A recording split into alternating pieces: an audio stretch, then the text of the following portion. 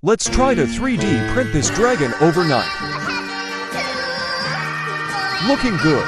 Time to get some sleep. Good morning. Look at that dragon. Wait. Looks like part of its body got sliced off. Where is the top part of its head? 100% done. No clogs here. Everything seems good.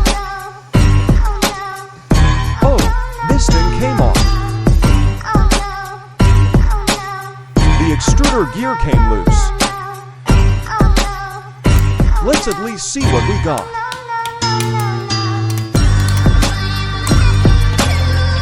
Pretty cool. It looks like an undead dragon.